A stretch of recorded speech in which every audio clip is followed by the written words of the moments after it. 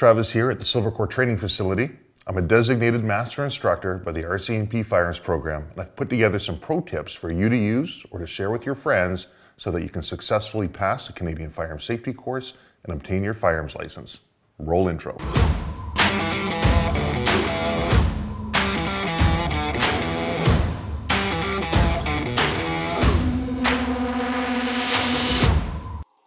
Come prepared.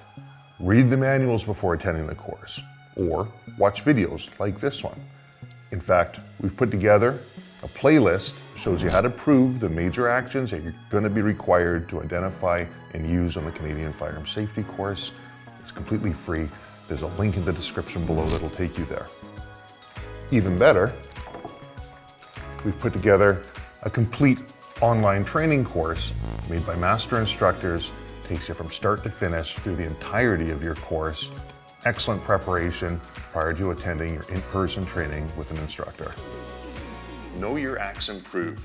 The entire course is based on the acronyms acts improve. Understand them and apply them throughout the course. If you don't know your acts improve, again, there's a link in the description below. It'll take you to our blog. We'll take you through step by step, showing you exactly what that means and what's required. Come to the class with the right attitude. You're there to learn, you've paid your money, you're going to be spending some time in the classroom, handling different firearms and learning some theory.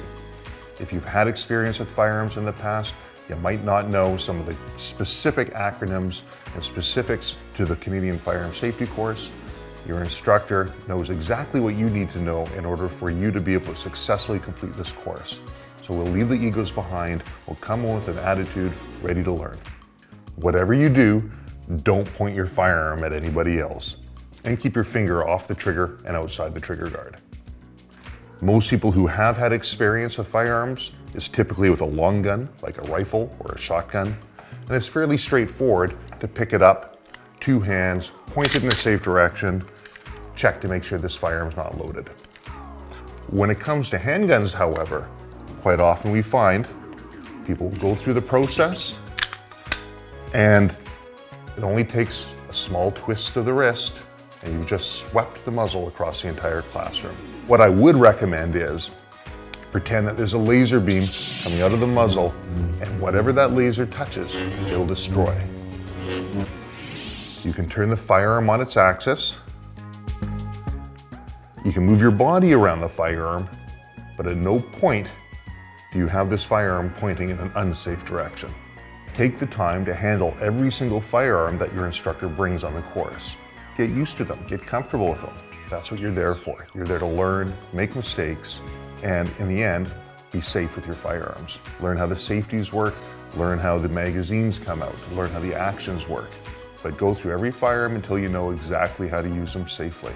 You don't want to be picking up the firearm for the first time when the instructor is testing you at the very end. Ask questions. Be an active participant in your learning. If you don't understand something, let the instructor know. Chances are somebody else in the class has probably got the same question, but they're too afraid to ask. So speak up. At the end of the course, you're going to have to do a written test and a practical test, both for the non-restricted as well as the restricted. Your written test consists of 50 questions, true and false, multiple choice. If you don't understand a question, leave it blank. Put a mark beside it so you don't forget it. Finish your written test, come back, try answering it then.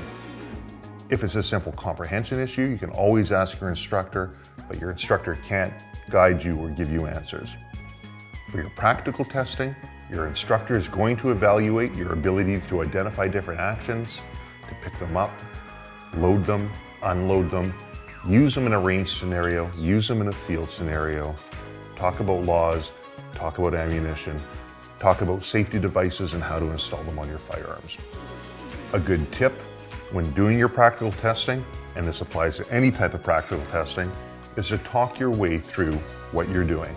That way your instructor knows exactly what your thought process is. They don't have to guess, and they know if you're missing points or if you're not.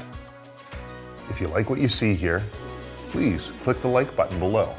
If you'd like to see more content like this, hit the subscribe button if you already haven't.